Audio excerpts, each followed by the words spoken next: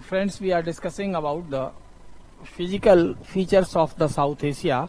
तो मित्रों, हम लोग दक्षिण एशिया के भौतिक विशेषताओं का अध्ययन कर रहे हैं, जिसमें पाकिस्तान, नेपाल, भूटान, म्यांमार, बांग्लादेश और इस समय चर्चा हम लोग जो कर रहे हैं वो भारत के दक्षिण में स्थित हमारा निकटतम महासागरीय पड़ोसी यानी श्रीलंका पर हमारी चर्चा चल रही है। तो यहाँ अगर हम लोग देखते हैं तो ये जो श्रीलंका है ये कभी एक कंटिन्यूअस लैंड के रूप में, एक सतत भूमि के रूप में भारत से जुड़ा हुआ था, लेकिन यहाँ बीच में ये गल्फ ऑफ मन्नार, ये मन्नार की खाड़ी ये बनी और इसके बनने से आज श्रीलंका भारतीय मुख्य भूमि से संपृक्त हो गया, यानी अलग हो गया। लेकिन जिस समय ये एक कंटिन्यूअस लैंड थी, एक पूरी समूची पेटी थी, तो फिर यहाँ पर ये जो वेस्टर्न घाट हैं इनका कंटिन्यूएशन हमें यहाँ भी दिखता है, जिसे हमने श्रीलंका की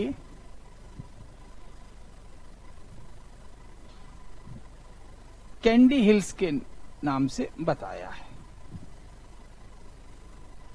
और जो कैंडी है वो श्रीलंका का एक हिल स्टेशन है, एक पर्वतीय पर्यटन बिंदु है, जिस पर हम लोग चर्चा कर चुके हैं। अब हम लोग अगर इसके साउथ में जाएं तो पहले तो हम लोग यहाँ रिमार्क कर लेते हैं कि ये भारत के लक्षद्वीप हैं। अब अगर हम इन लक्षद्वीप से साउथ में जाएं तो भारत का एक और पड़ोसी यानी दक्षिण एशिया का एक अन्य देश जिसे मालदीव कहते हैं, ये उपस्थित है। मालदीव और लक्षद्वीप के जल क्षेत्रों के बीच जो यहाँ विभाजन रेखा के रूप में काम करता है वो 8 डिग्री चैनल, कौन सा है वो 8 डिग्री चैनल। देन फिर 9 डिग्री चैनल वो लक्षद्वीप के ही मिनिकॉय और अन्य द्वीपों के बीच बंटवारा करता है। 10 डिग्री चैनल अंडमान और निकोबार के बीच है। तो हम लोग अब इन चीजों को थोड़ा अब श्रीलंका पर जो डिस्कस कर रहे थे, तो श्रीलंका में यहाँ का एरिया ये काफी इम्पोर्टेंट है, जिसे हम श्रीलंका का उत्तरी भाग या जाफना प्रायद्वीप कहते हैं। तो श्रीलंका पर हम लोग डिस्कस कर रहे थे। आप लोग अपना नोट पैड उठा लीजिए और लिखना शुरू करते हैं।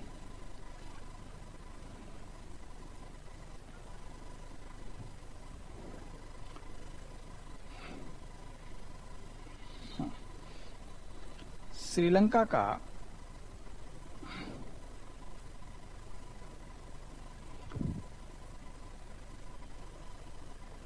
उत्तरी भाग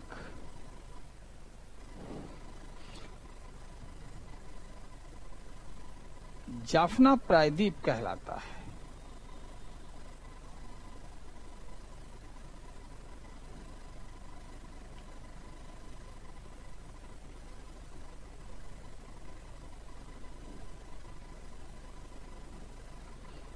The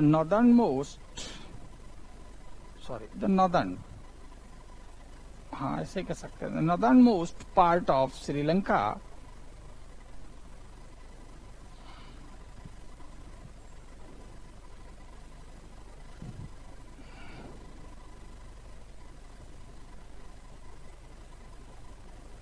is Jaffna Peninsula.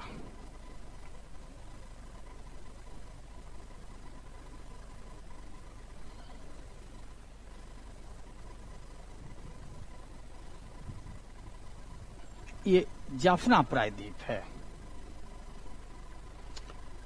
तो अब प्रायद्वीप होगा तो तय है कि ये तीन ओर सागरीय जल से घिरा होगा।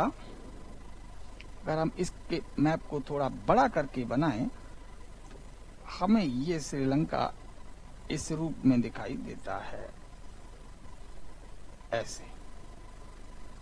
तो ये जो पार्ट श्रीलंका का है जिसको हमने ब्लैक कलर से ढक दिया है, यही है जाफना पेनिनसुला, जाफना प्रायद्वीप। और ये एक बहुत ही नैरो लैंड से श्रीलंका के शेष भागों से जुड़ा हुआ है। एलिफेंट पास कहते हैं।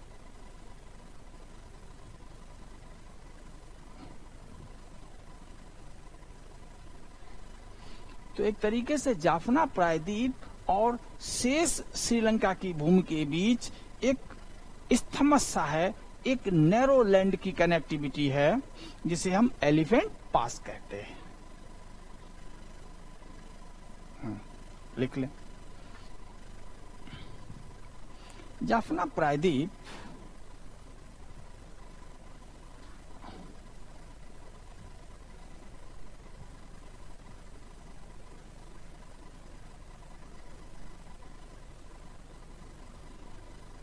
श्रीलंका के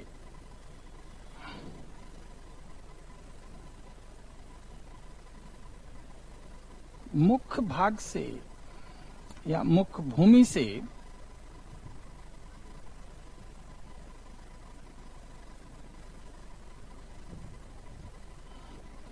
एक सक्रिय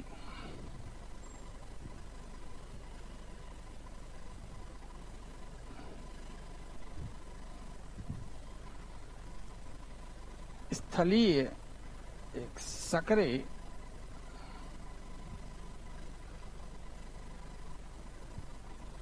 स्थलीय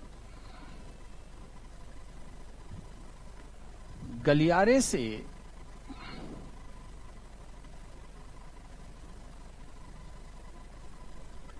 जुड़ा हुआ है,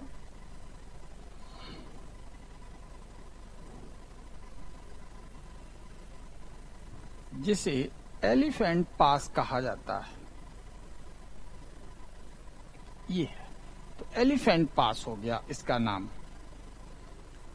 Jaffna peninsula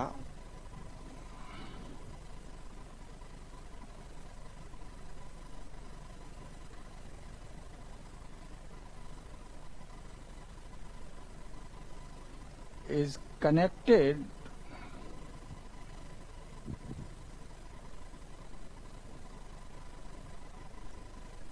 to mainland of Sri Lanka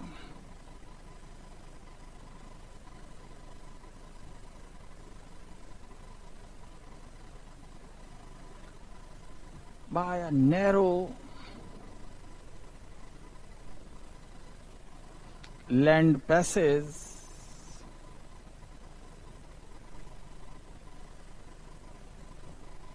known as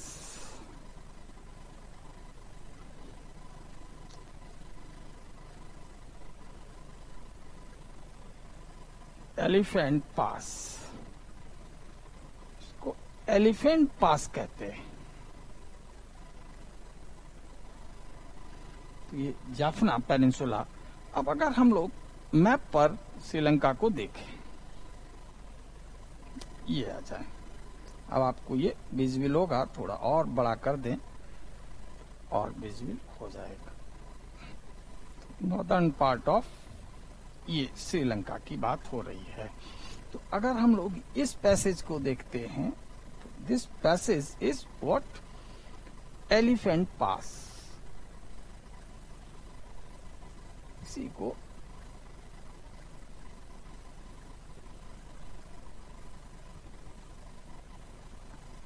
elephant गलियारा कहते हैं। और ये जो एरिया बचा,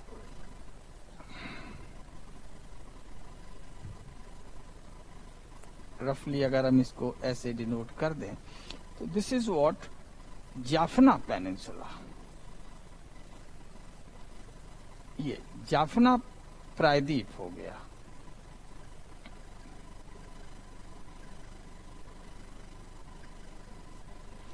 और इसी जाफना प्रायद्वीप के सर्वाधिक उत्तरी बिंदु को हम पॉइंट पेड्रो कहते हैं। यहां दिख रहा होगा point Pedro.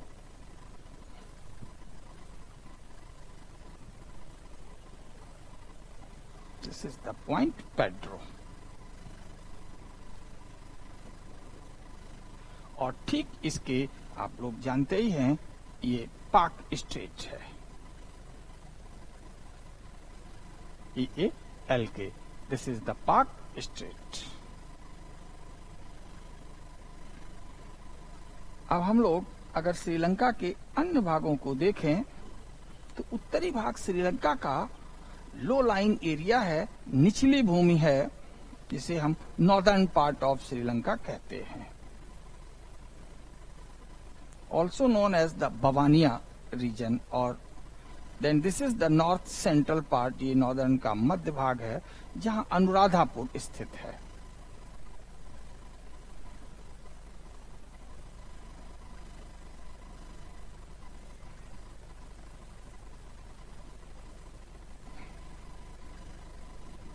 Then north western part Dambulla. और अब हम बिल्कुल यहाँ आ गए इसके इस पार्ट में जहाँ कैंडी की बात करी थी हम लोगों ने, KANDY। तो कैंडी की भी लोकेशन हो गई, गैले। और ये रहा हम्बन टोटा, ये वो जगह है जहां पर चीन पोर्ट डेवलपमेंट करने की बात करता है, श्रीलंका में इन्वेस्टमेंट या निवेश की बात करता है। तो दिस इज द हम्बन टोटा, विजुअल हो गया होगा, इस हम्बन टोटा। तो यहाँ हम्बन टोटा याद रखना है, एलिफेंट पास याद रखना है, और बहुत ज्यादा चर्चा में रहा कभी एंशिएंट हिस्ट्री में अनुराधापुरम। तो अनुराधापुरम जो उपस्थित है, अगर आप उसको देखें तो ये नॉर्थ सेंट्रल पार्ट में आता है। तो north central part, this is central part, and Kandy is into the south central part.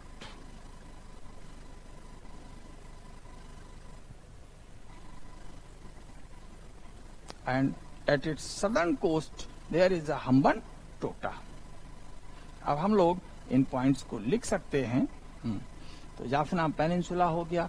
Jaffna peninsula पर तमिल कल्चर या तमिल संस्कृति के लोग पाए जाते हैं, क्योंकि तमिलनाडु और इनके बीच एक नैरो वाटर स्टेट है, that is known as the Palk strait, और उससे होकर के लोग सहजता से यहाँ आ जा सकते हैं।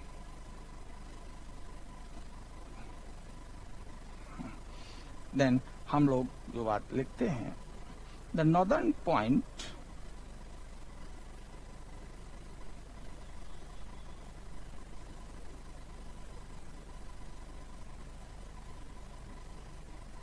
of Jaffna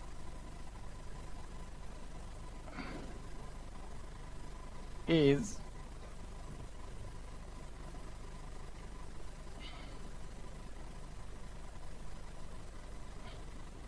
Point Pedro,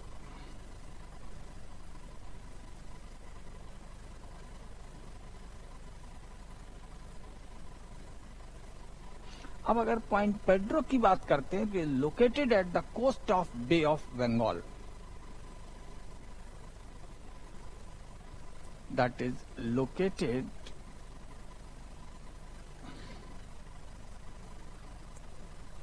eight the coast of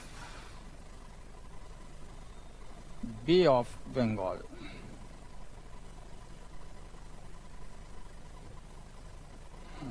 Jaffna का उत्तरी बिंदु पॉइंट पेड्रो है, बंगाल खाड़ी के तट पर स्थित है। अब अगर श्रीलंका की हम खास बात करें तो क्या बताएंगे कि श्रीलंका के दक्षिणी तट पर हम्बन टोटा,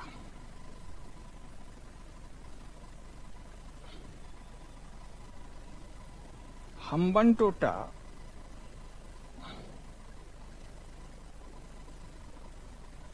port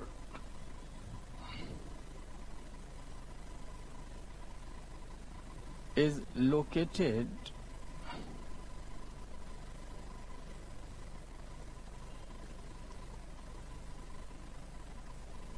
at साउथ ईस्ट है एग्जैक्ट अगर कहें तो south east coast of Sri Lanka. तो श्रीलंका के दक्षिणी पूर्वी तट पर ये स्थित है। तो हम्बनटोटा पिछले कई वर्षों से अखबार में रहता है।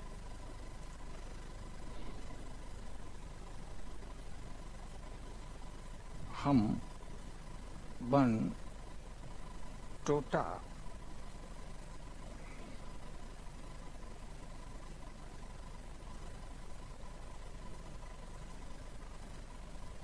श्रीलंका के दक्षिणी पूर्वी तट पर स्थित बंदरगाह है।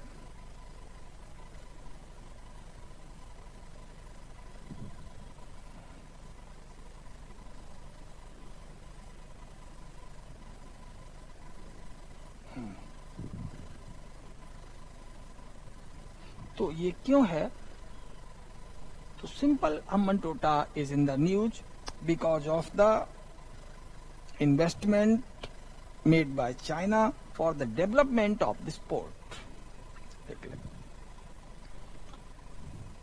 This port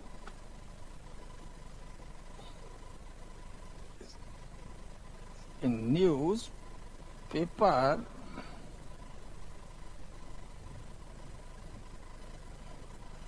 because of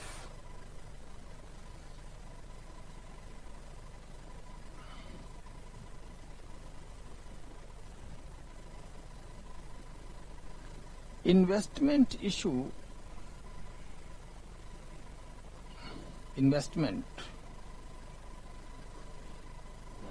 made by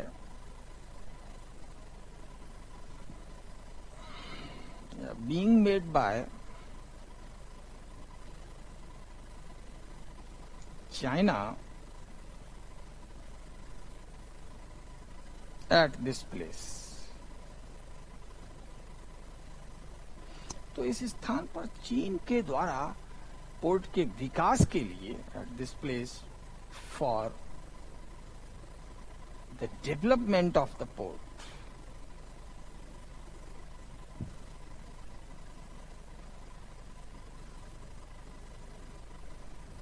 ये तो बंदरगाह के विकास के लिए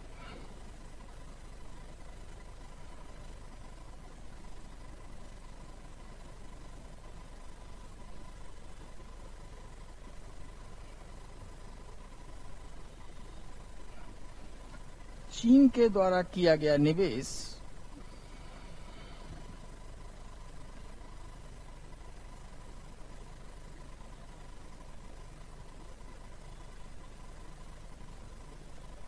ने इस बंदरगाह को या विकास के लिए, सिर्फ इतना लिख दें, चीन के द्वारा किए गए निवेश ने इस बंदरगाह को चर्चा में ला दिया।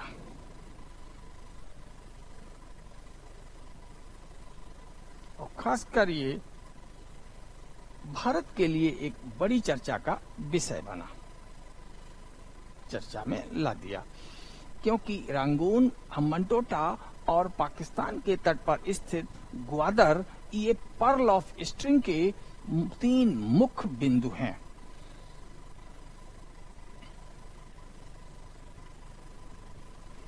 अगर हम लोग यहाँ ऐसे मैप पर देखें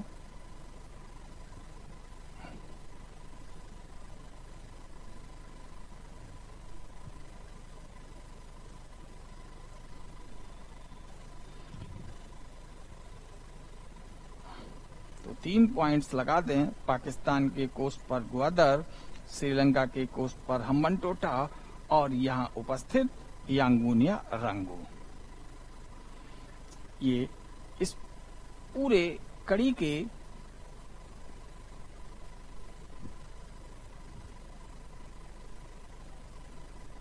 तीन बिंदु हैं और इसे हम पर्ल स्ट्रिंग बोलते हैं या स्ट्रिंग ऑफ पर्ल्स।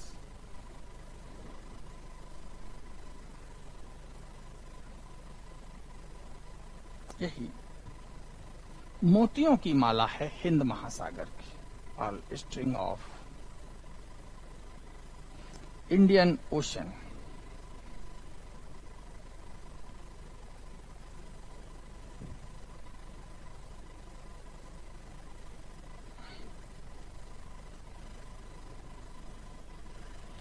ठीक, तो अब इतने पॉइंट हम लोगों ने यहाँ पर लोकेट किए, और जाफना पहले लिट्टे के समय ज्यादा चर्चा में रहता था, अब कोई ज्यादा खास मतलब नहीं है।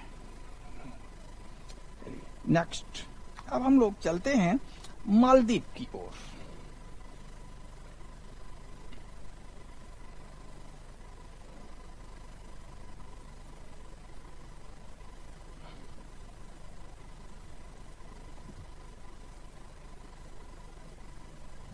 मालदीव, मालदीव की लोकेशन को अगर हम लोग देखें तो इसी मैप पर देख सकते हैं कि श्रीलंका है, और ये यहाँ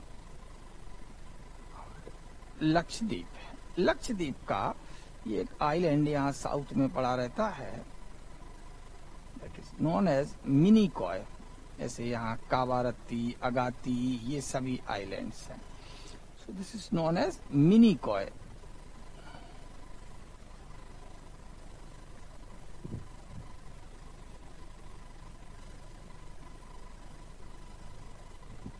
मिनिकॉय आइलैंड, और इसके अगर हम साउथ में जाते हैं तो दीज आर द मालदीव्स। इनके बीच, मिनिकॉय और मालदीव्स के बीच जो पैसेज है, it is known as 8 degree channel.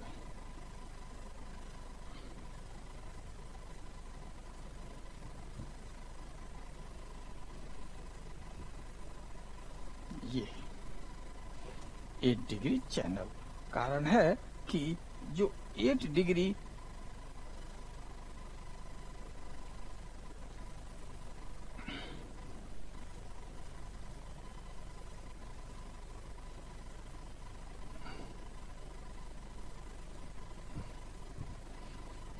Latitude है, वो इसी इलाके से गुजरता है।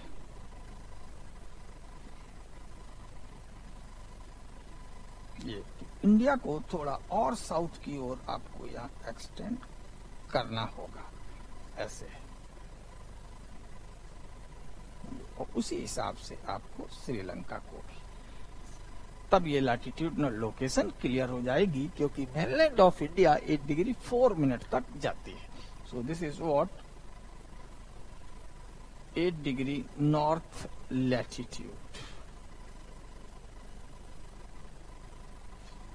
इसीलिए यहाँ पर जो वाटर है उसको 8 डिग्री चैनल कहते हैं। तो इंडियन ओशन में अब हम लोग बात कर रहे हैं किसकी? मालदीव की। तो लिख लें, मालदीव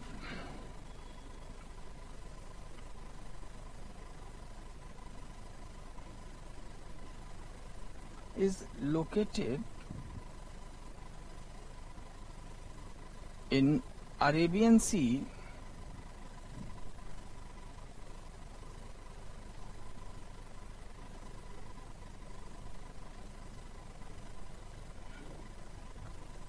southward to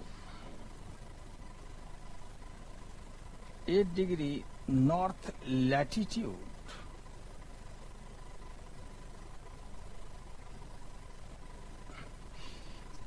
मालदीव अरब सागर में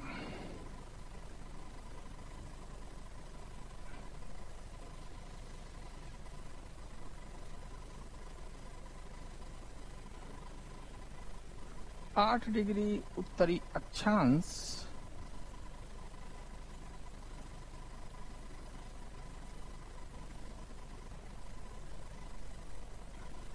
से दक्षिण की ओर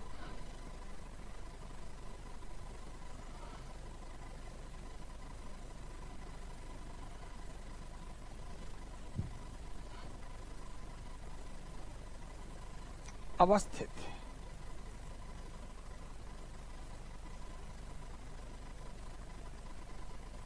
ये Maldives.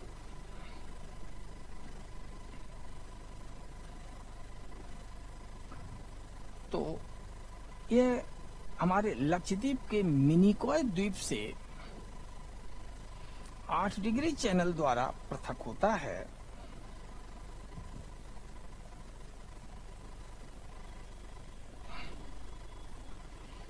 Maldives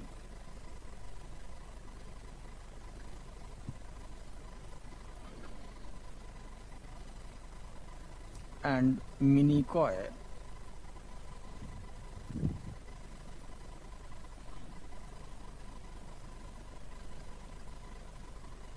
of India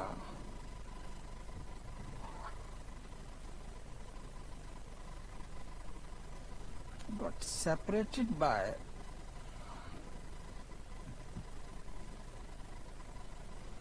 8 degree channel. अब ये आपको याद रहेगा, यानी 8 degree channel acts like a division of water between India and Maldives. तो भारत और मालदीव के बीच ये एक बंटवारे जैसी जल रेखा है।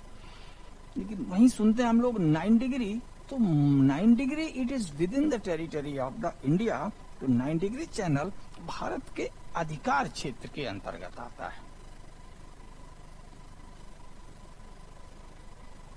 तो अगर हम लोग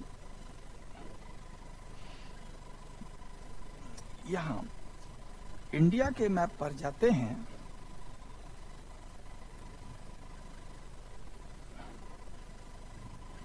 और इंडिया मैप में लक्षद्वीप,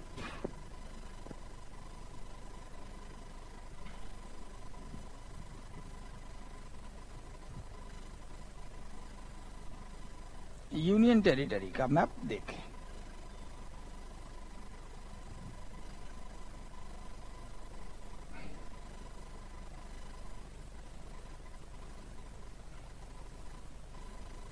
दादर नागर हवेली, पौंडीचेरी, ये यहाँ पर इन्होंने दे रखा है।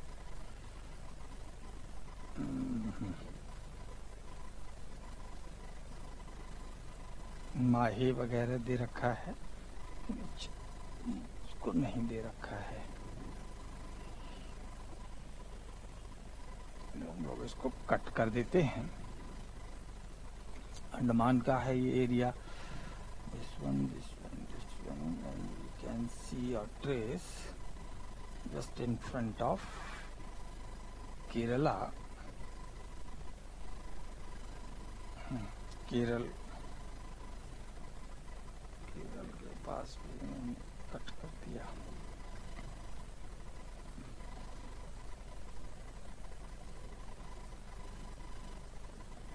Okay.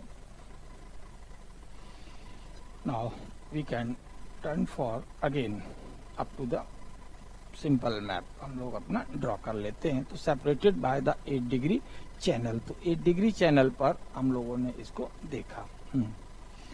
तो 8 डिग्री चैनल यानी ये रहा इंडियन कोस्ट लाइन। यहां आ जाते हैं, these are the Minicoy, sorry Maldives and Minicoy and Lakshadweep.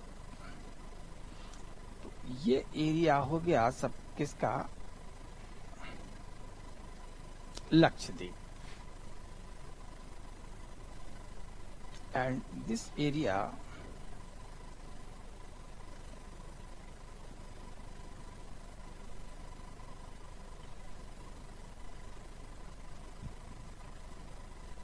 is of Lakshadweep, and this one is of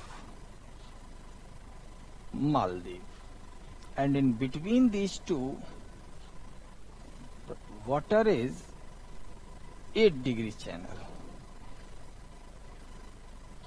This is 8 degree channel. यहाँ है ये मिनिकॉय। अब मिनिकॉय और इनके बीच जो डिवीजन है वो 9 डिग्री से, 9 डिग्री चैनल। तो 9 degree channel is with in the territory of Lakshadweep waters. तो ये लक्षद्वीप हमारा संघ शासित क्षेत्र है उसके अंतर्गत आता है, लेकिन 8 डिग्री चैनल एक तरीके से एक मैरीटाइम इंटरनेशनल बाउंड्री के रूप में है। तो अब हम लोगों ने साउथ एशिया की लगभग जितने खास लोकेशंस हैं उन सबको देख लिया। यहाँ Colombo along the west coast, then this is the Maldives, and capital of Maldives is what? माले। और यहाँ अगर मैप पर हम लोग देखें तो रिलेट कर सकते हैं, ये पाकिस्तान कोस्ट और ये हो गया हमारा पर्ल स्ट्रिंग।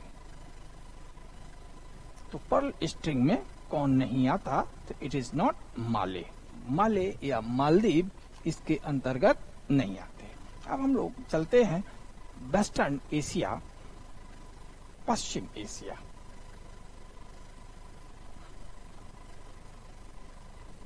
अब यहीं पर याद रखने वाली बात है, 10 डिग्री चैनल और 9 डिग्री चैनल ये भारतीय अधिकार में उपस्थित जल है, लेकिन 8 डिग्री चैनल भारत और मालदीव के बीच एक विभाजक जल है। Now come to western Asia.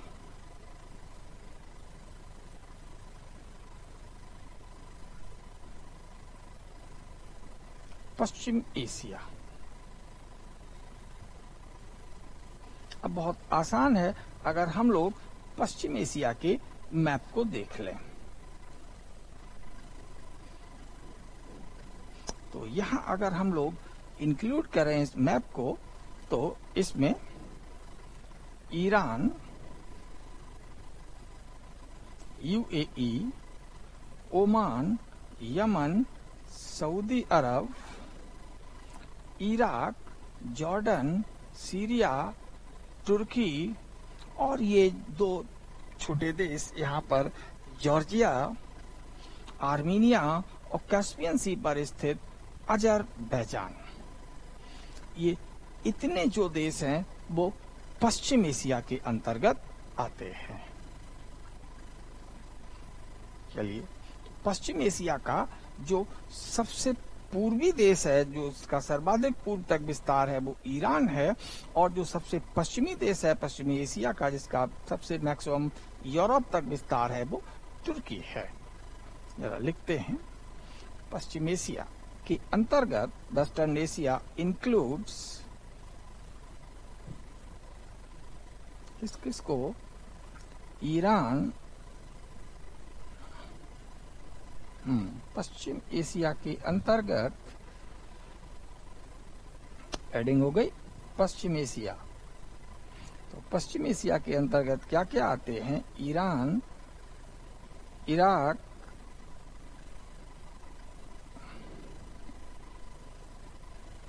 Syria, तुर्की, ये हो गए। अब इसी पश्चिम एशिया का अगर हम दक्षिणी भाग ले लें, जिसे हम साउथ वेस्ट एशिया के नाम से भी जानते हैं, तब यहां हो जाएंगे UAE, United Arab Emirates, Oman, Saudi Arabia,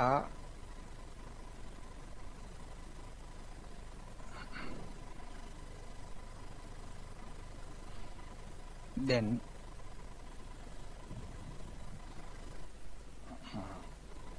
this one Yemen, बिल्कुल दक्षिण में यमन,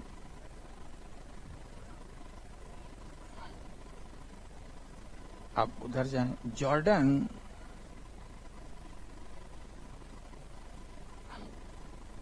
इजराइल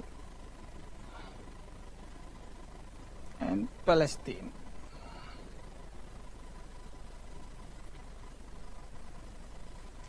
तो इजराइल और पैलेस्तीन की वजह से ये चर्चा में बहुत पहले रहता था। इसके अलावा अगर अब हम कैस्पियन सी के तट पर चले जाएं तो हम लोगों ने कौन कौन से देखे थे? ये रह गए जॉर्जिया, आर्मीनिया और अजरबैजान। जॉर्जिया, आर्मीनिया,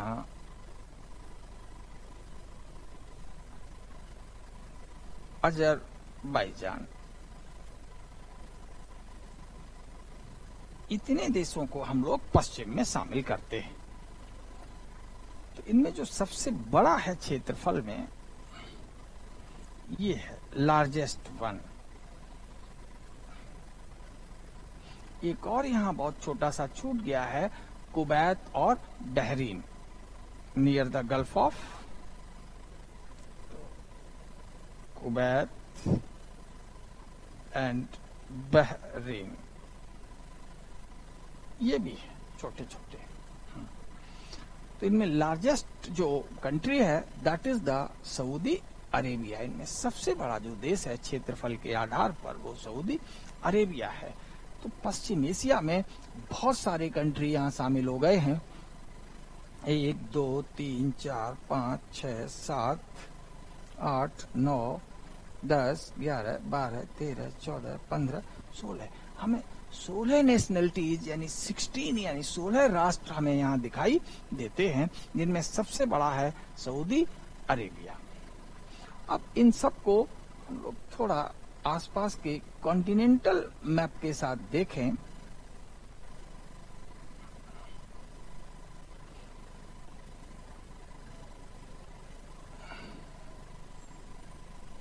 तो ये रहा Africa continent,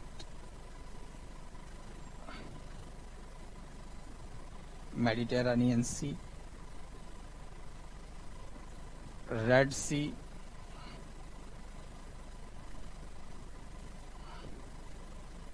Turki,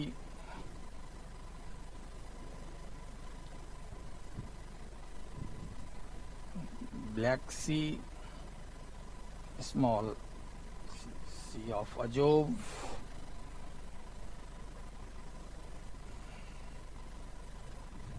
peninsula of Arabia, Makran coast,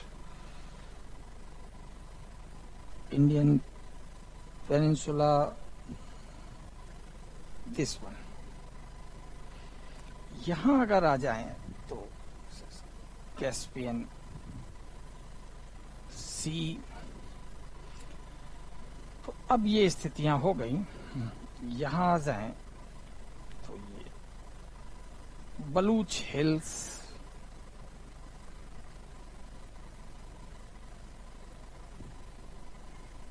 जिसको हम लोगों ने नेक्स्ट लेक्चर में पढ़ा था, बलूच हिल्स। अब अगर हम लोग लाइन खींचना शुरू कर दें,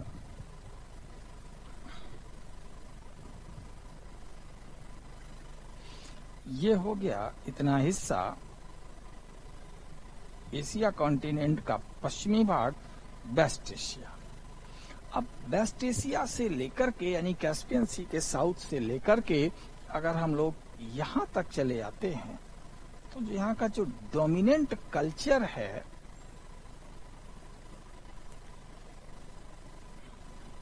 that is the Islam.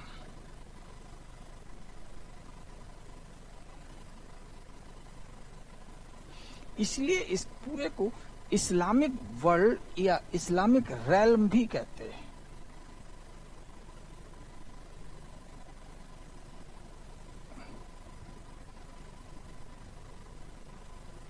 Islamic जगत कहा जाता है, इस्लामिक वर्ल्ड और इस्लामिक रेल्म। और यहीं इसके पास अगर आते हैं तो फिर ये यूरोप के भूभाग हैं, यूरोप।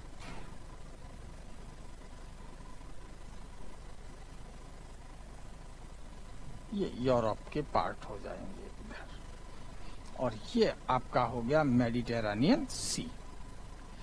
तो पश्चिम एशिया के अगर पश्चिम में कुछ है तो वो है भूमध्य सागर, और इसके उत्तर की ओर यूरोप और सेंट्रल एशिया उपस्थित है। तो अब यहां पर देखा जाए तो ड्राई या तो सेमी एरिड है, अर्ध शुष्क भूमियां हैं, या सहारा जैसा एरिड एरिया है, तो arid and semi arid land है in a shape of a arc, और इसका जो सेंटर जैसे लगता है कि अगर हम यहां रख दें तो ये तुर्की का शहर है, बास्पोरस स्टेट के उस पार नाम बताया था, बहुत फेमस शहर है जो कभी यूरोपियन कल्चर का सेंटर था, लेकिन अब इस पर तुर्की का एक्सपेंशन हो गया है। देख सकते हैं आप इसे, इस्तांबुल नाम है। What is the name of this city? Istanbul. तो इसके रेडियस को रख करके अगर हम ऐसे बनाएं तो ये एक इलाका बन जाता है जिसमें साउथ वेस्ट एशिया और नॉर्दर्न अफ्रीका आता है। क्या क्या आया इस बेल्ट में? South West Asia and northern Africa. तो शॉर्टकट में इसे लोग स्वाना भी बोलते हैं। किसको? That is the Islamic realm, जिसे इस्लामिक जगत कहा जाता है। तो western Asia is mainly the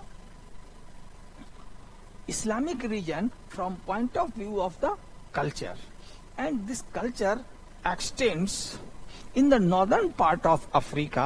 So if we includes the arid and semi-arid climate and Islamic culture, this contiguous zone is known as the Islamic realm oblique Swana, और इसी को हम इस्लामिक जगत या स्वाना भी कह देते हैं।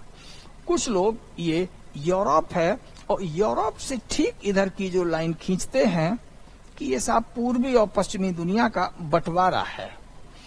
तो अगर इस लाइन को हम खींचें तो ये पूर्वी दुनिया है, यानी ईस्ट है, और ईस्ट का वो भाग जो बिल्कुल वेस्ट से यानी यूरोपियन लैंड से सटा हुआ है। Core east is the Asia, core east of the Asia is China and India. So between China and India region and Europe, the part of the Oriental world यानी East lies, that is known as Middle East. और कुछ लोग इसी क्षेत्र को middle east के नाम से भी जानते हैं। Also known as Middle East, जिसे हम लोग अक्सर अखबारों में पढ़ते रहते हैं। तो middle east is not only the part of the Asia continent, middle east includes the northern part of the Africa. और मिडिल ईस्ट को और टेक्निकली हम लोग स्वाना नाम से भी जानते हैं।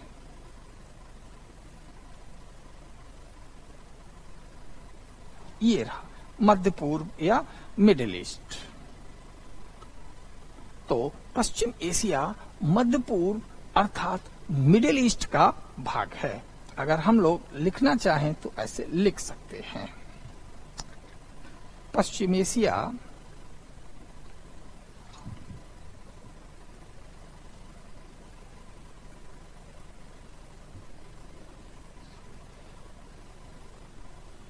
मध्य पूर्व अथवा स्वाना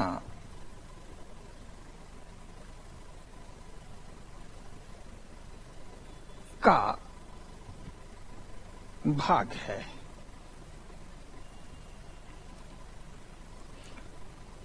तो western Asia the part of sauna, south West Asia and north Africa, sauna oblique Middle East.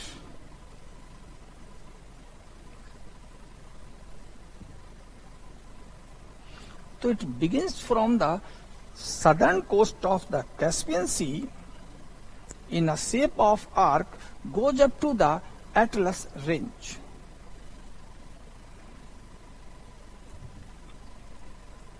मध्य पूर्व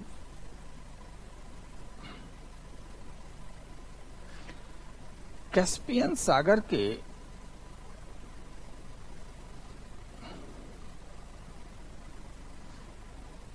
दक्षिण से प्रारंभ होकर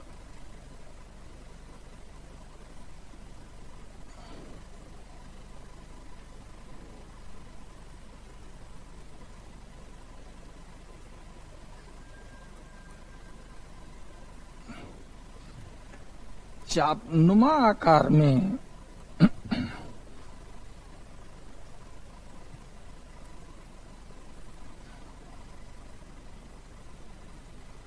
अरब प्रायद्वीप होते हुए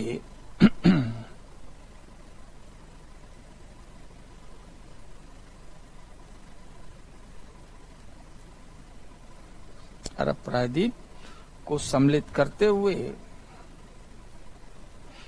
एटलस रेंज तक जाता है, एटलस श्रेणी तक जाता है।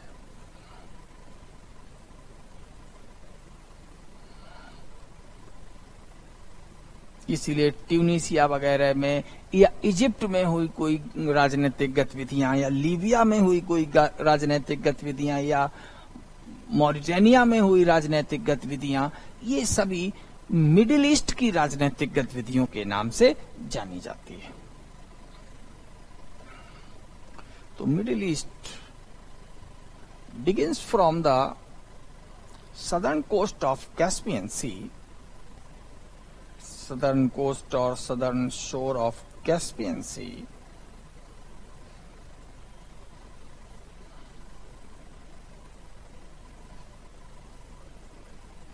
It extends like an arc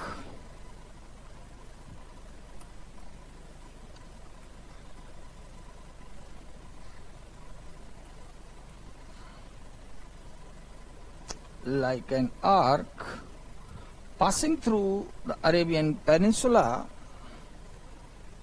goes up to Atlas Range. Atlas Range आप लोग जानते हैं at the north west coast of Africa. Africa महाद्वीप के उत्तरी पश्चिमी तट पर एटलस रेंज है। तो हम लोगों ने यहाँ अभी मैप देखा था,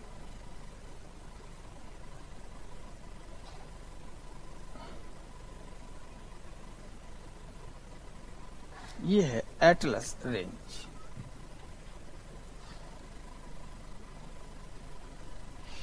तो अब ये तो हम लोगों ने रीजन डिसाइड किया वेस्ट एशिया, और वेस्ट एशिया से सटे हुए आपका कौन सा है, यही नॉर्दर्न पार्ट ऑफ अफ्रीका, जो कि सुएज स्थमस के द्वारा जुड़ा हुआ है। तो ये पूरे एरिया पर एक ही विशाल संस्कृति का प्रभाव है, that is Islamic culture. So this part is known as. और अब यहाँ जब हम आ जाते हैं इस्लामिक कल्चर में, यहाँ दजला और फरात नदियों का मैदान है। दो नदियां हैं, दजला और फरात। दजला मीन्स टिग्रिस और फरात मीन्स यूफ्रेटस, और दो के बीच अगर कोई उपस्थित होता तो उसे मीजो कहते हैं। Potamia means region, so this is the Mesopotamia. It is known as the cultural hub of the Islamic realm. और इस्लामिक रेल्म का इस्लामिक विश्व या वर्ल्ड का जो केंद्र है, जिसे हम कोर कहते हैं, दैट इज मेसोपोटामिया। और Mesopotamia means the plain of the Tigris and Euphrates. अब हम लोग इसके फिजिकल फीचर्स की बात करते हैं, किसके, पश्चिम एशिया के। कभी ये कॉन्टेक्ट उसमें आ गया, पढ़ने में चर्चा में आ गया कि स्वाना या मिडिल ईस्ट, तो अब इतना बहुत है।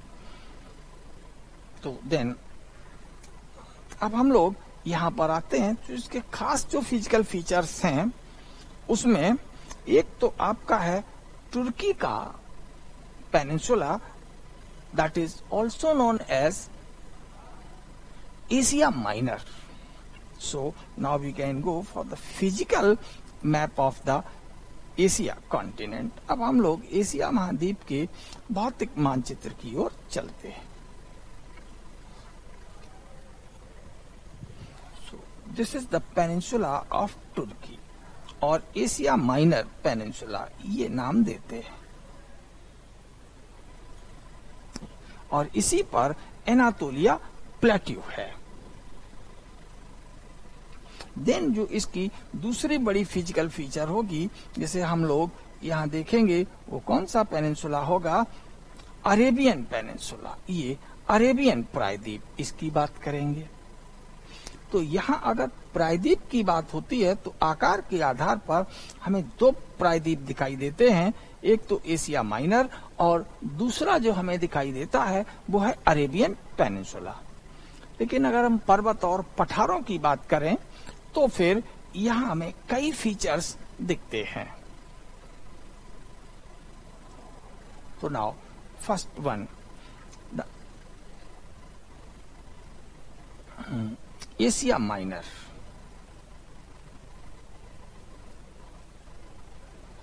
Now come to Asia Minor. The westernmost part of the Asia महाद्वीप का सर्वाधिक पश्चिमी भाग, एशिया महाद्वीप का सर्वाधिक पश्चिमी भाग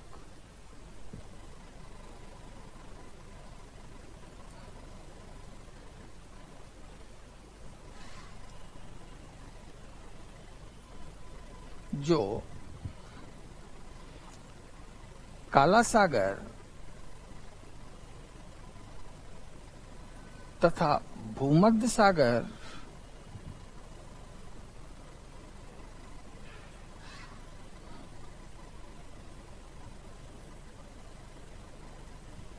के बीच स्थित है।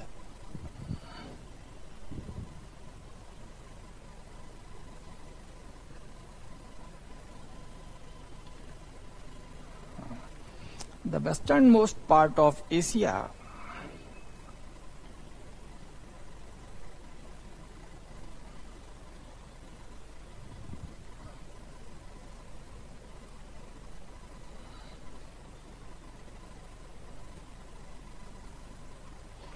lies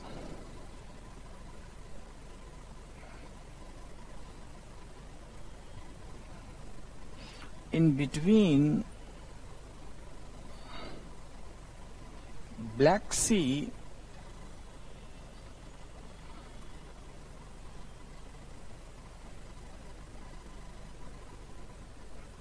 and Mediterranean Sea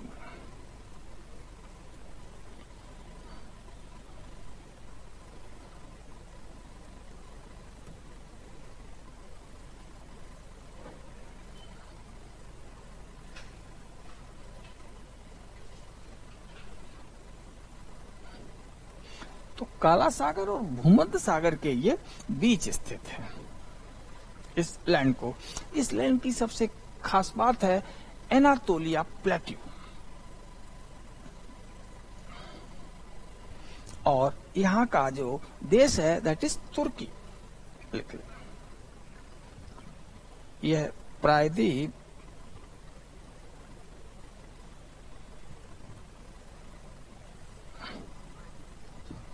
तुर्की देश के अंतर्गत आता है। इसका मध्य भाग, प्रायद्वीप का मध्य भाग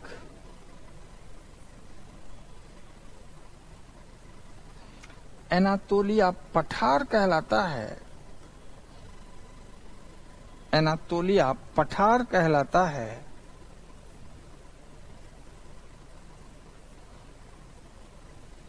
यानी एनातोलिया पठार किस देश में है? तुर्की में। Peninsula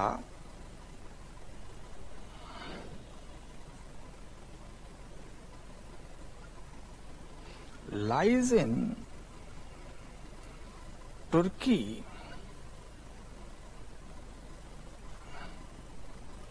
and its central part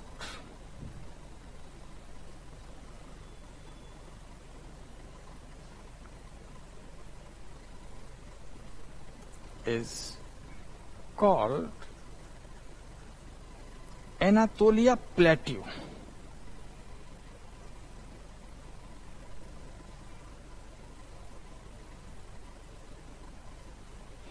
तो अगर हम एनातोलिया प्लेट्यू को देखें, इस टेबल लैंड को देखें, तो मान लो ये इस तरीके से ये टेबल लैंड है, लेकिन इस टेबल लैंड के उत्तरी भाग पर पहाड़ियां हैं यहाँ दक्षिणी भाग में इसके पहाड़ियां हैं और इधर उत्तरी पूर्वी भागों में भी पहाड़ियां हैं। तो जो बीच में ये जो जगह बाकी है यही एनातोलिया है।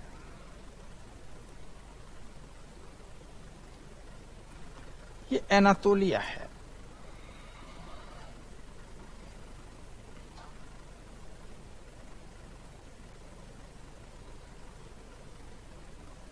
ये प्लेट, इसके अगर हम नॉर्थ में जाते हैं तो ये ब्लैक सी है।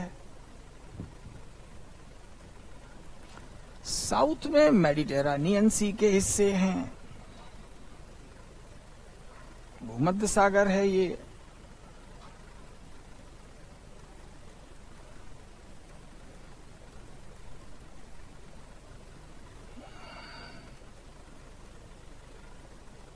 तो देखा जाए यहां पर जो नैरो वाटर स्ट्रेट है जिसे हम बास्पोरस स्ट्रेट कहते हैं, तो इधर ये यूरोप है। तो यूरोप से आप इस सकरी जल संधि को पार करके आसानी से यहाँ तुर्की आ जाएंगे और तुर्की से अब शेष एशिया में। इसीलिए इस प्रायद्वीप की भूराजनैतिक स्थिति बहुत ही महत्वपूर्ण है। तो this peninsula has a very significant और important geopolitical location.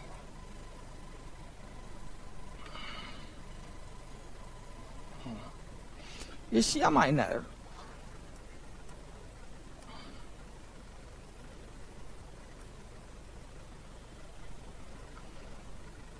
Oblique Anatolia plateau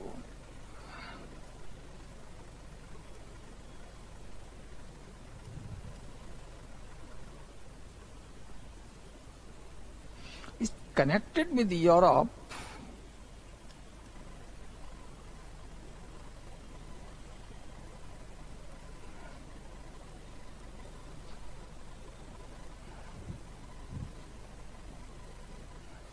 by a narrow strait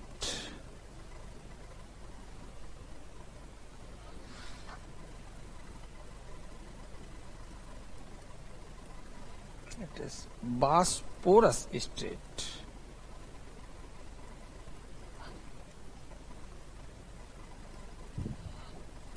ये तो यूरोप और एशिया को ये जोड़ने में मुख्य भूमिका निभाता है।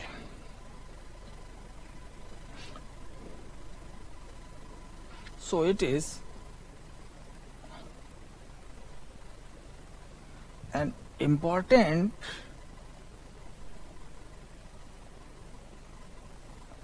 geopolitical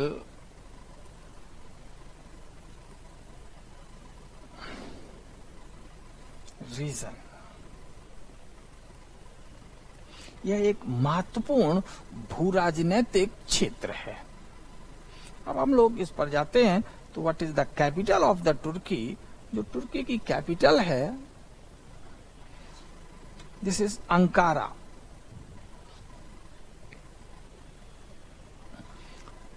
located at the plateau.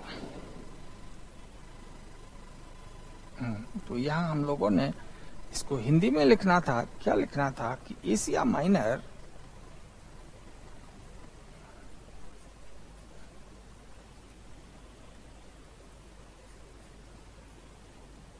अथवा एनातोलिया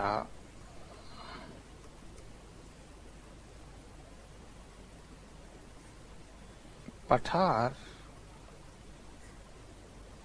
एक सकरी जल संधि के द्वारा यूरोप से जुड़ा हुआ है।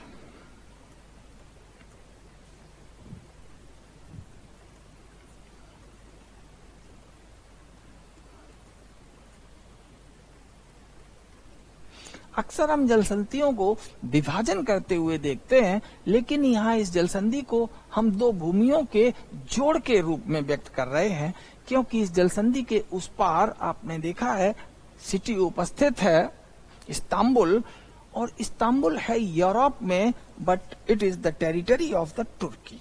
इसीलिए कहा जाता है कि जल संधि एक यूरोप और एशिया का जोड़ है। It is just like a seen in between the European and Asian culture. दोनों की सभ्यताओं और संस्कृति के बीच ये एक सिलवटिया जोड़ है के द्वारा यूरोप से जुड़ा हुआ है। यह एक अति महत्वपूर्ण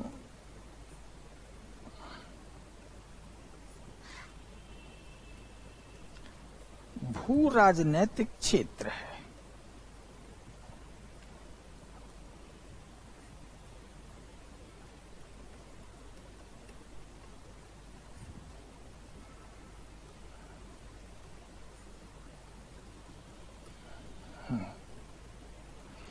अब बात आती है Ankara, the capital city of the Turkey, is located at this plateau. Ankara, the capital of Turkey,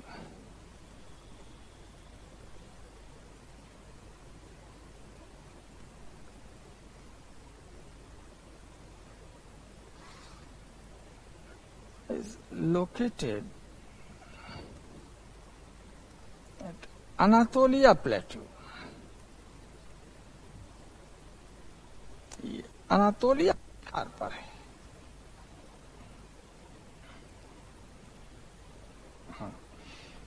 then अब अगर हम इसी पठार इस इलाके में रहें और इसको गौर से देखें तो यहाँ इसके उत्तर में ब्लैक सी है और ब्लैक सी के तट पर यहाँ पोंटाइन माउंटेन्स हैं और भूमध्य सागर के तट पर टॉरस माउंटेन है।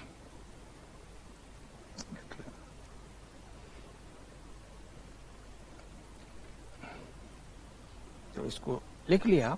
अंकारा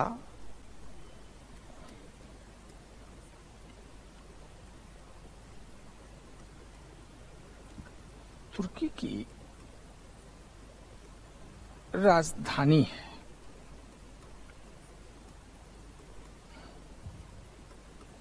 जो अनातोलिया पठार पर है। कभी ये भी पूछ सकते हैं किस पर है। Anatolia plateau. Then now come to the point। अब हम इस पॉइंट पर आते हैं क्या कि इसके उत्तरी तट पर यानी काला सागर के किनारे पोंटाइन पर्वत,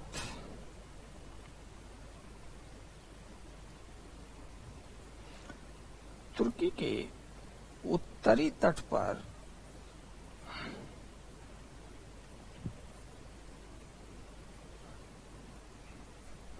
पोंटाइन पर्वत,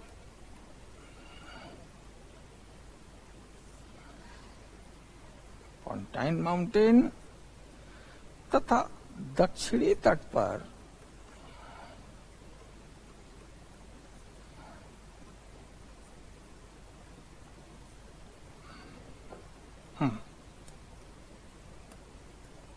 टॉरस माउंटेन स्थित है।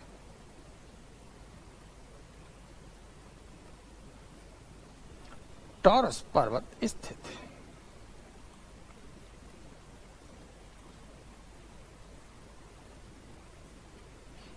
यानी काला सागर के किनारे पोंटाइन और भूमध्य सागर के किनारे टॉरस स्थित है। Pontine mountain are located at northern coast यानी Black Sea coast,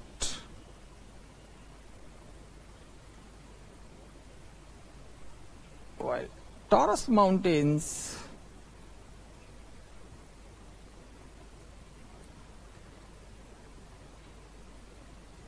are located at southern coast।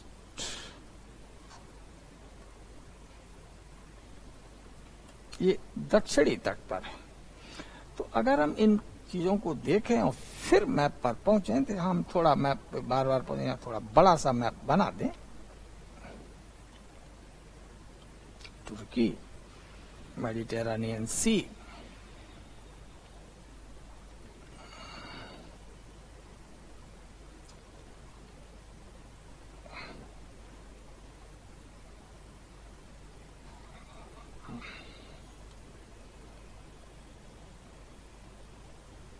ये हो गया।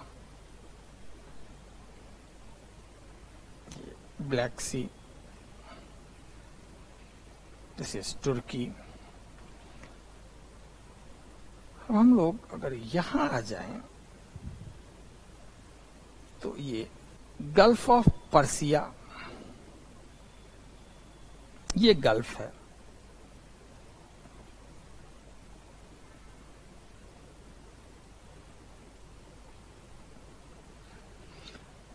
यहां से जो रिवर चलती है टॉरस माउंटेन से, वही आके यहां गिर रही है।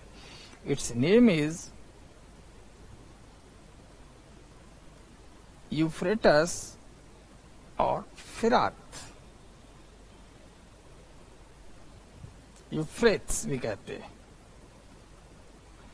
इसमें जो रिवर इधर से आती है, ये दिस इज टिग्रिस, यानी टिग्रिस को दजला और इसको फरात कहते हैं। ये रिवर निकले कहां से? तो यही जो फरात निकल कर आती है, ये टॉरस माउंटेन से आती।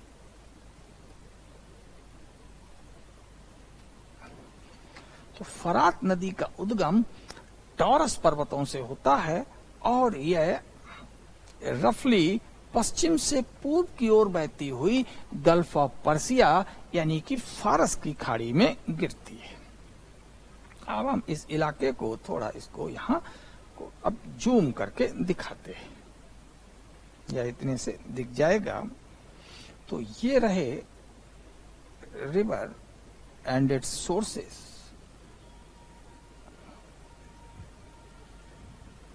This is the river, know it as the फरात। और यहां माउंट अरारात की ओर से जो रिवर आ रही है, दैट इज टिग्रिस। अब इन दोनों के द्वारा, अब इसको अगर हम यहां देखें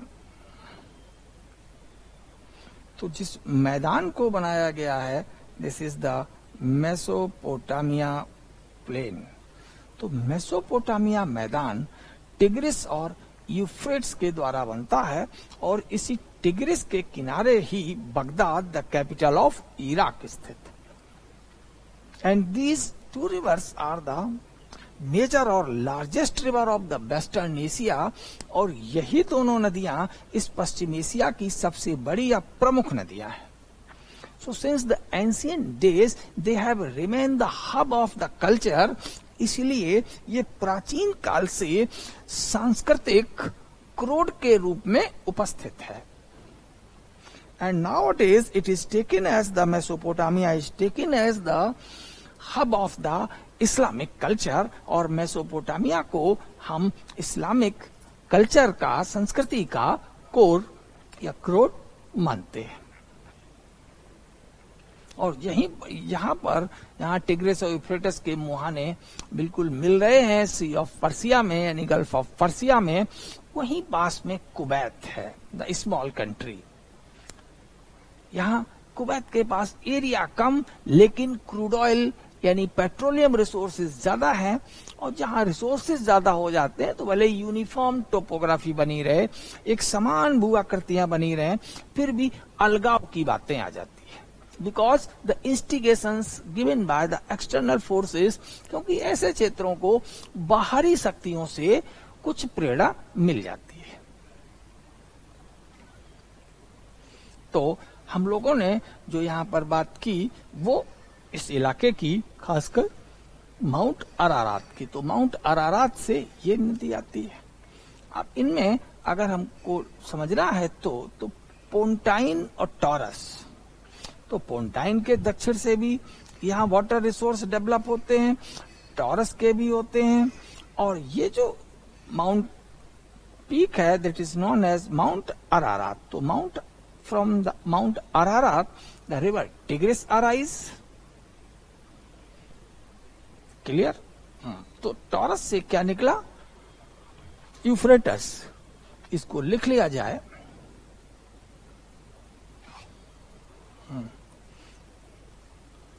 टॉरस पर्वतों से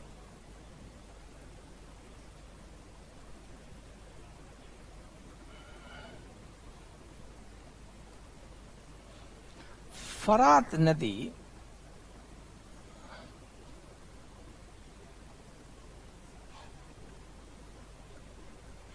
का उद्गम होता है।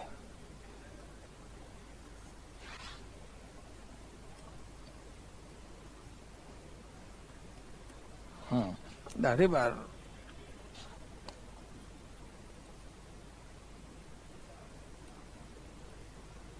Euphrates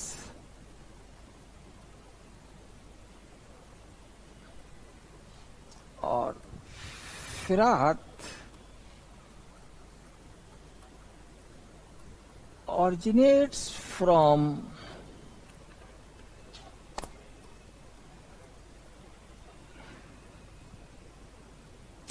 Taurus mountains। तो अगर हम इस नदी का पाथ देखें तो ये टॉरस से उतरी तो सीरिया में आ गई। कहां पर आ गई? सीरिया। जरा पॉलिटिकल मैप देख लें तो और चीजें हमें यहां पर मिल जाएंगी।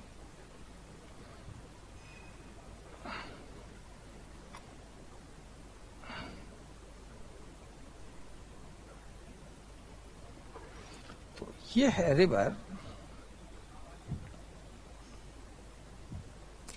तुर्की से आई सीरिया, और सीरिया से एंटर कर गई इराक में, और इधर से ये भी रिवर आई तुर्की से इराक में। अब इन जरा दोनों नदियों को हम लोग देखें तो हमें कई इंपॉर्टेंट लोकेशंस मिल जाती हैं, जैसे एलेप्पो। कहां पर? सीरिया में। इराक में आ जाएं तो मोसुल और बगदाद, इन्हीं दोनों नदियों के किनारे। तो मोसुल भी हिल्स में है। तो यहाँ मैदानी क्षेत्र में मेसोपोटामिया पर जो बड़ा सा नगर या राजधानी है तो that is Baghdad. Now come to the point. तो रिवर यूफ्रेट्स और फिरात ऑरिजिनेट्स फ्रॉम टॉरस माउंटेन। फरात नदी तुर्की से सीरिया और सीरिया से इराक पहुंचती है और अंत में फारस की खाड़ी में गिर जाती है। फरात नदी पश्चिम से पूर्व की ओर बहती है,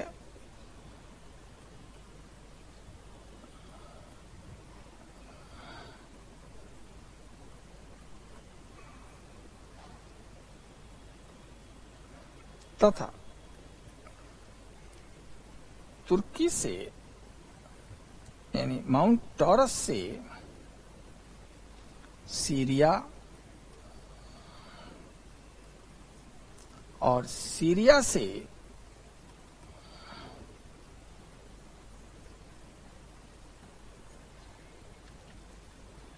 इराक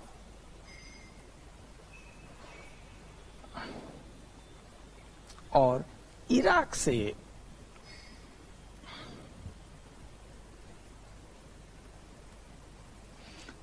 फारस की खाड़ी में गिरती है।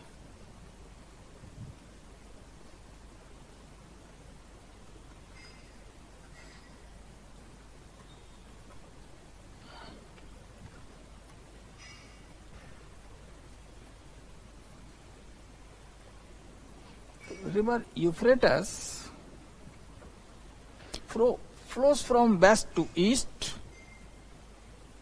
and it comes from Turkey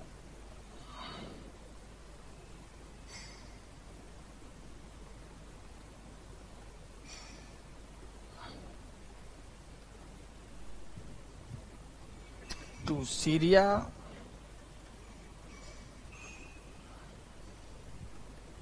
and Syria to Iraq, and finally falls into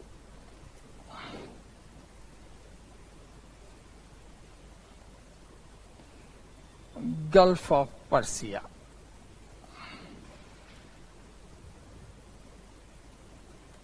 और फारस की खाड़ी में ये जाकर गिर जाती है। तो इसी के किनारे सीरिया में एलेप्पो शहर स्थित है।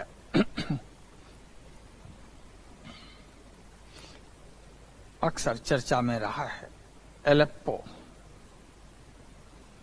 City of Syria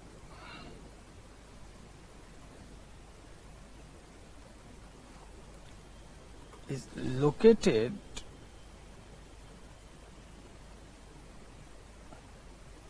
at the bank of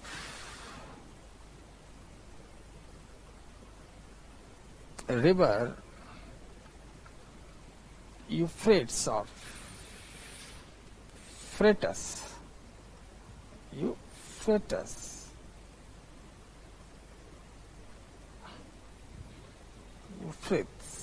ये हो गया। सीरिया का अलेप्पो शहर देखा होगा बर्बाद हो गया बम्बार्डमेंट के समय। सीरिया का अलेप्पो शहर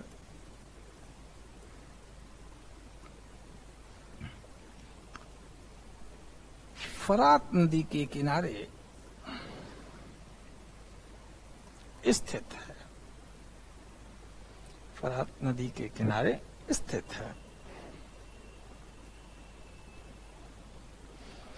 अब बात आती है माउंट अरारात। तो माउंट अरारात तुर्की के पूर्वी भाग में स्थित है।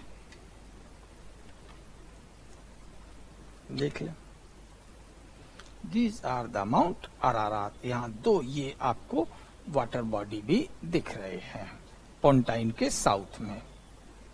अब इसी चीज को हम लोग पॉलिटिकल मैप पर देख लें। ये यहां हो जाएगा पोंटाइन और ये यहां आ जाएंगे माउंट अरारात। तो माउंट अरारात से ये टिग्रिस रिवर निकलती है और ये तुर्की का पूर्वी भाग है।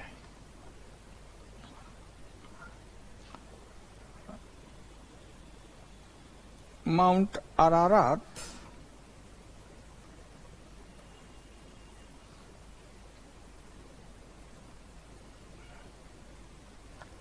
तुर्की का पूर्वी भाग है।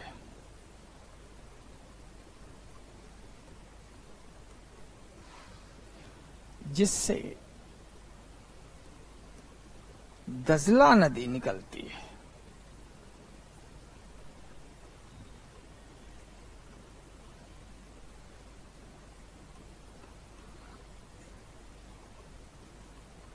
यानी तुर्की पश्चिम में और मेसोपोटामिया यानी इराक उससे पूर्व की ओर है निकलती है।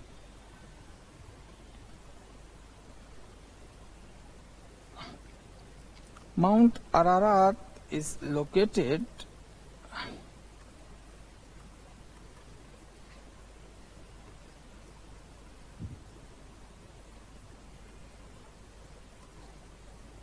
into eastern part of Turkey. The river Tigris, tigris को ही दजला, उसमें हिंदी में हम लोग दजला कह देते हैं, टिग्रिस।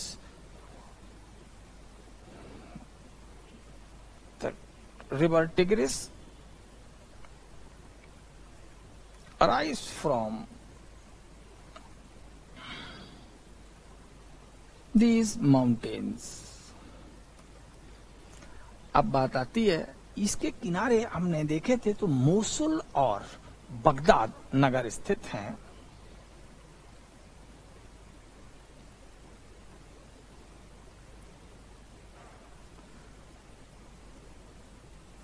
मोसुल तथा बगदाद दजला नदी के किनारे स्थित है।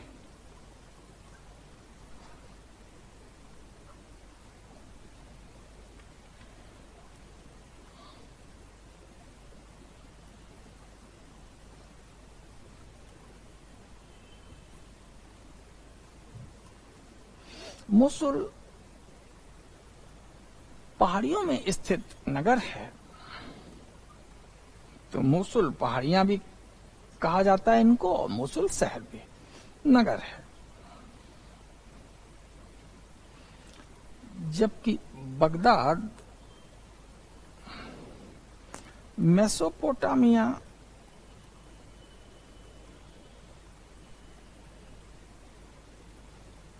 मैदान पर स्थित है।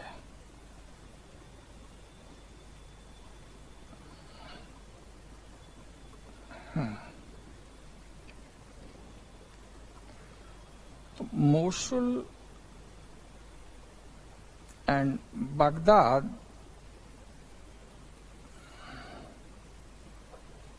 are located at the bank of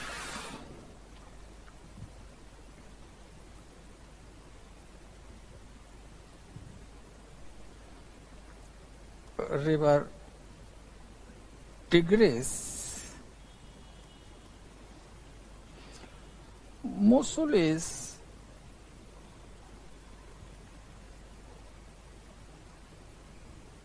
located into hills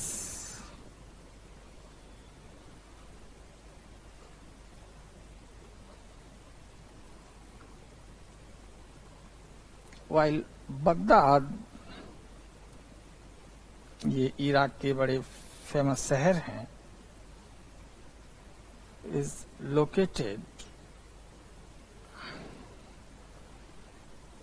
at Mesopotamia plain. तो ये मेसोपोटामिया मैदान पर है। Means further south east ward, तो मोसुल से दक्षिण पूर्व की ओर बगदाद है, और बगदाद से दक्षिण में टिग्रिस और यूफ्रेटस नदियां आपस में मिल जाती है।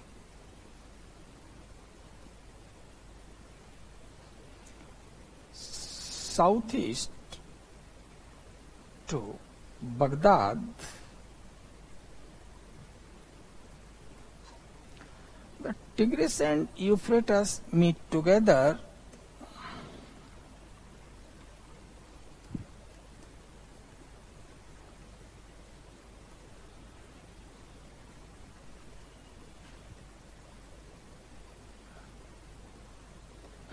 बगदाद के दक्षिण पूर्व में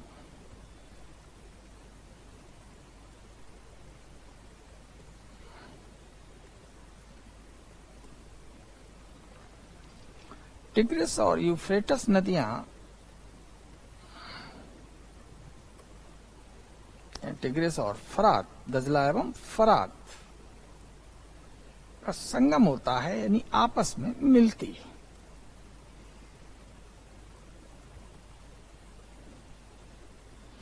तो इसी संगम पर अल बसराह शहर है।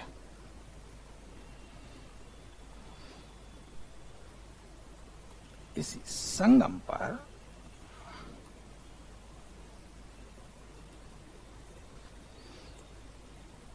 फारस खाड़ी के तट पर, फारस का खाड़ी एक और उधर नदियां हैं, फारस खाड़ी तट पर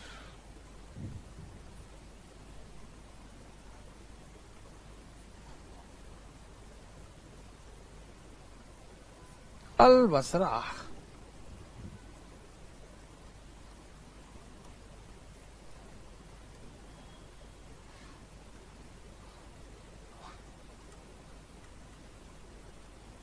शहर है।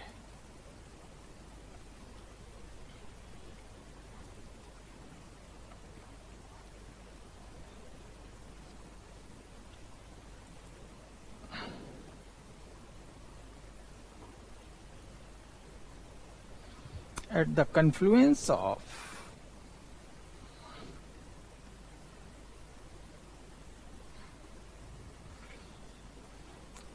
Tigris and Euphrates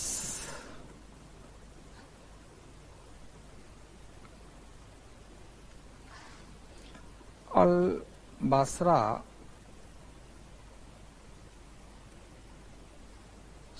city is located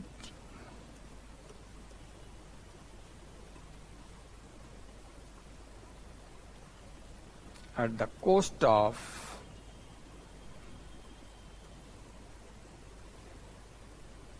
the Gulf.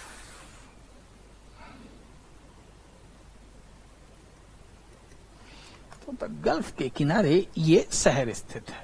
ये बड़ी इंपॉर्टेंट लोकेशन है, अक्सर पूछी जाती है। तुम लोग एक से चले और उसी से रिलेट करके काफी कुछ पढ़ लिया।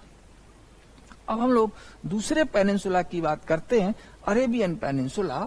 सो it is the southern part of the West Asia and known as South West Asia.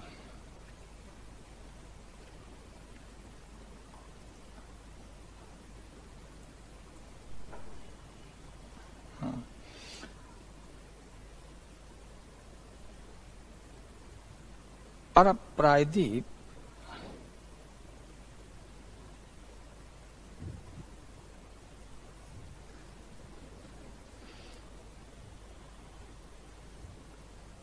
Arabian peninsula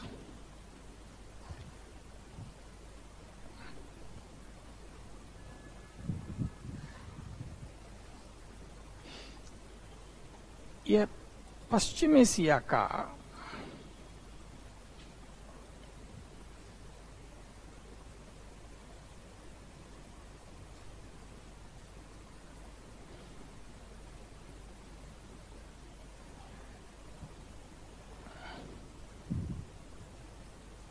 दक्षिणी भाग है।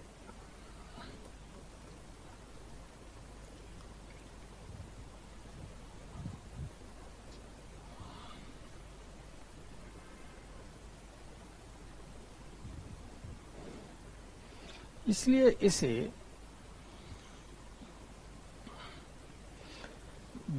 दक्षिण पश्चिम एशिया भी कहा जाता है। तो Arabian peninsula is the southern part of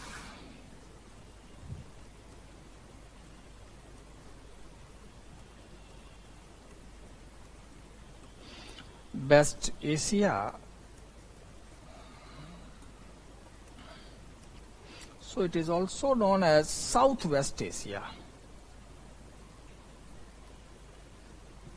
So it is called Southwest Asia. Means Arabian Peninsula. Turkey Peninsula means West Asia. Arabian Peninsula means Southwest Asia. Africa, Israel, Jordan, this is Arabian, African, Red Sea,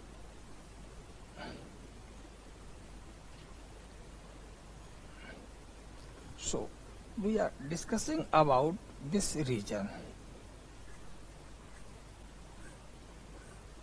इसके east की ओर ये Arabian सी है।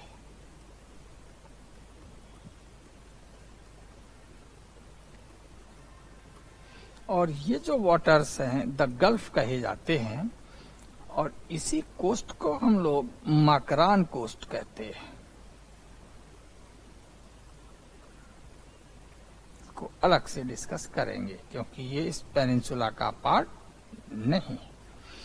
But now we are discussing about this is the Arabian peninsula.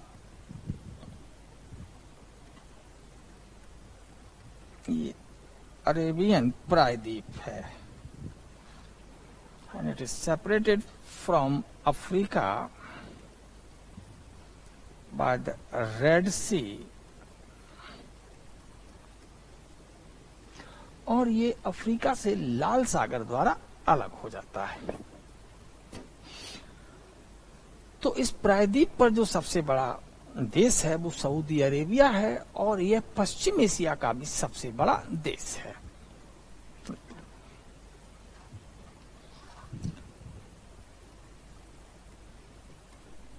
अरब प्रायद्वीप का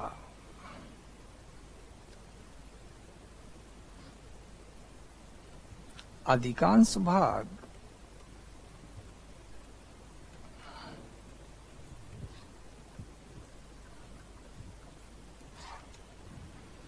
Saudi Arab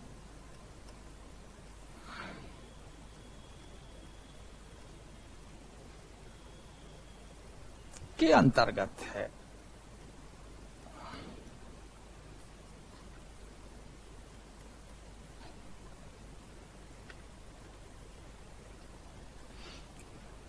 Major part of Arabian Peninsula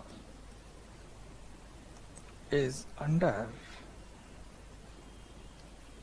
Saudi Arabia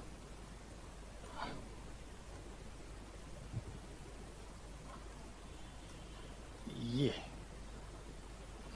Saudi Arabia के अंतर्गत आते हैं ज्यादा भाग, लेकिन इसके जो तटवर्ती भाग हैं उन पर अन्य देश भी उपस्थित हैं।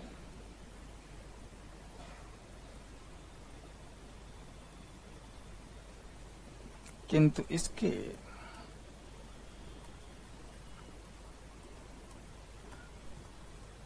तटवर्ती क्षेत्र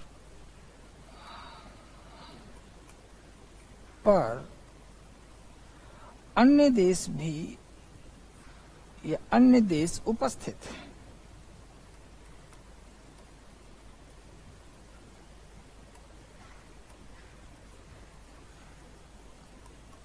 तो जैसे अगर हम लोग इस पेनिनसुला के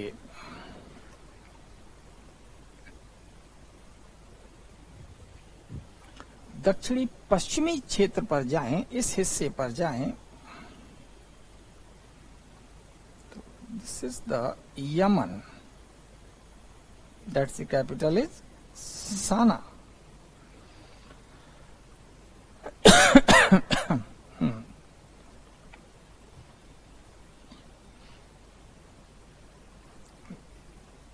अन्य देश उपस्थित हैं जैसे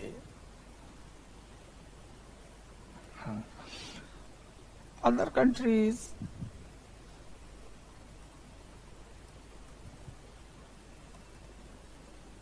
occupy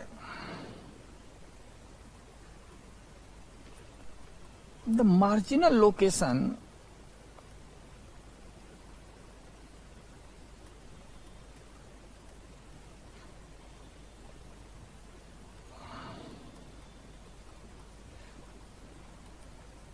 at the peninsula। तो प्रायद्वीप के सीमांतों या किनारों पर अन्य देश स्थित है। जैसे फॉर एग्जाम्पल कौन कौन से हैं?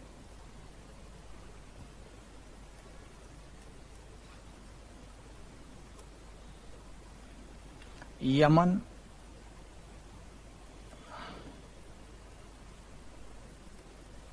along the southwest coast,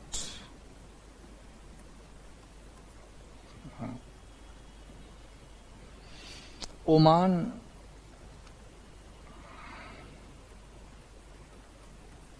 along the northeast coast। तो यमन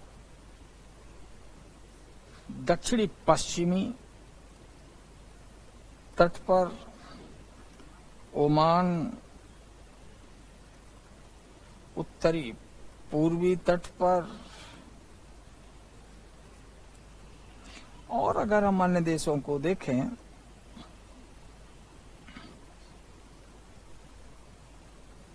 तो इसके उत्तरी पूर्वी तट पर यूएई, कतार, बहरीन और कुवैत है।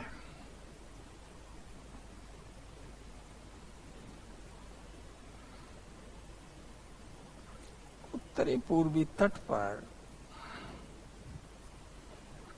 यूएई, संयुक्त अरब अमीरात,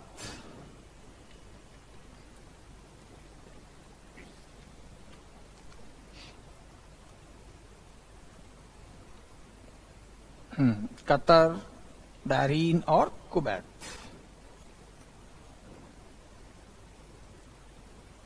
Qatar, Bahrain, Kuwait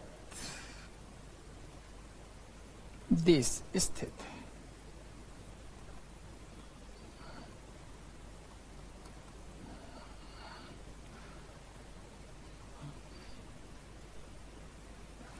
Other countries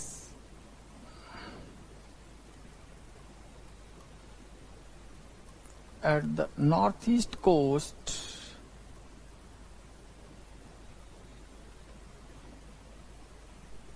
are UAE, Bahrain या Bahrain,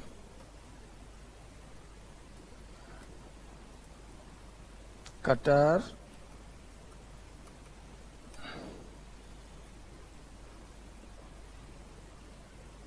and Kuwait.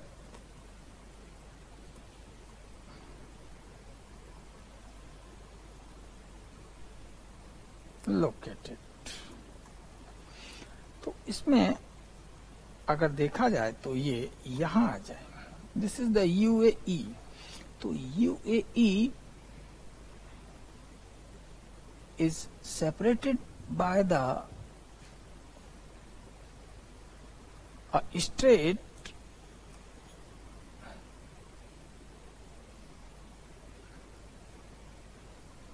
Hormuz Strait, this is Hormuz, from Iran. UAE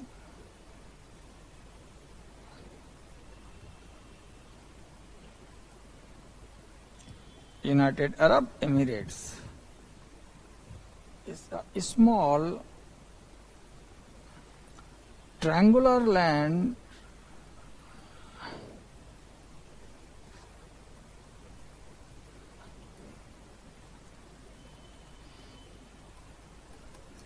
that is separated from Iraq by Hormuz Strait.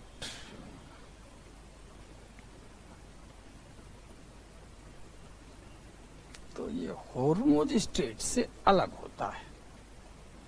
तो UAE means संयुक्त अरब अमीरात, बड़ा सा नाम है, छोटा सा देश है। संयुक्त अरब अमीरात हॉर्मुज जल संधि के द्वारा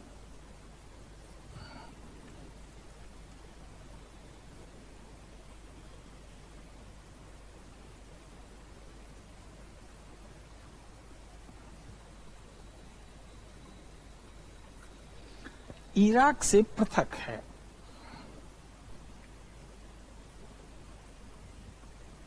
तो जहां किसी क्षेत्र में नदी, किसी क्षेत्र में जल संधि, कहीं डेजर्ट, ये सब खास खास फीचर्स हम लोगों को याद रखने हैं। इराक से पृथक है।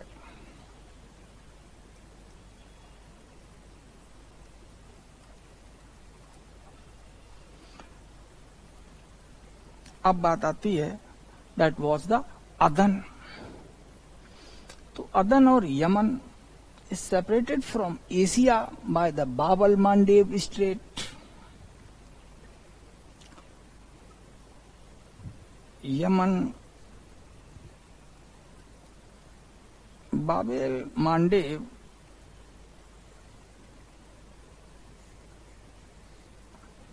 जल संधि द्वारा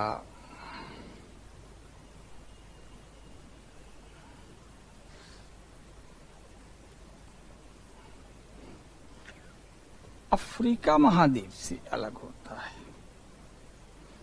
अफ्रीका महाद्वीप से अलग होता है।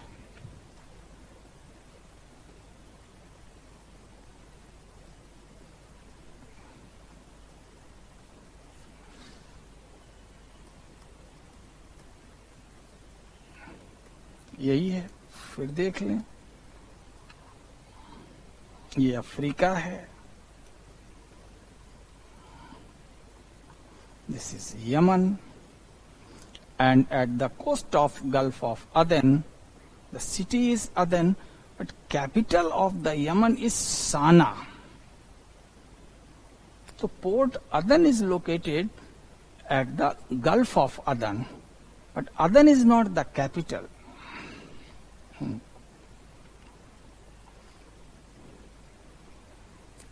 Yemen is separated from Africa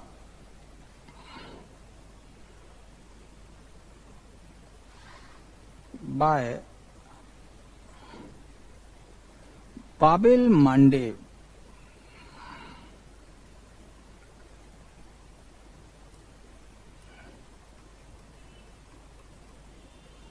Strait. Or Bab el-Mandeb Strait is between the Gulf of Aden and Red Sea.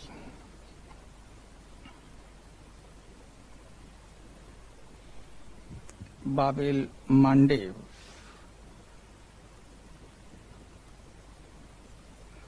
लाल सागर तथा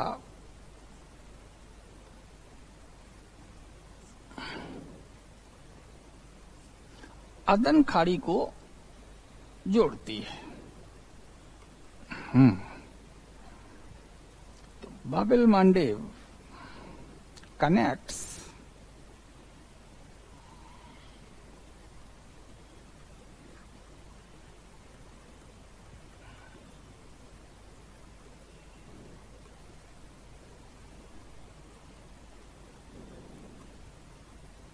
the Red Sea and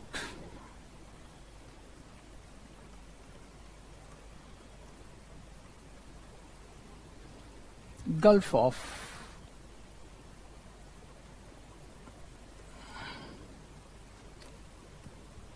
Aden। तो जो यमन की कैपिटल साना है, that is located into a hills that is known as Asir range. तो Aden is not the capital. The capital of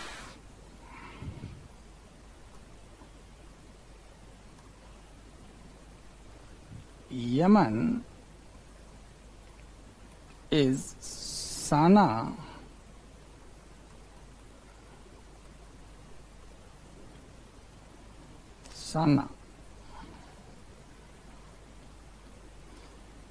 located into Asir Hills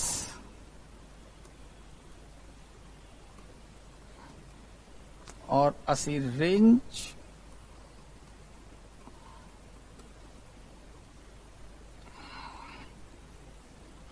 Yemen की राजधानी सना Asir श्रेणी में स्थित है।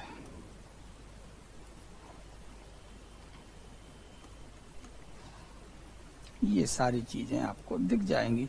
और असीर रेंज कहाँ है? At the coast of the Red Sea. अब हम लोग वेस्ट एशिया और सेंट्रल एशिया के दूसरे एरिया पर चलेंगे for the next day, next lecture.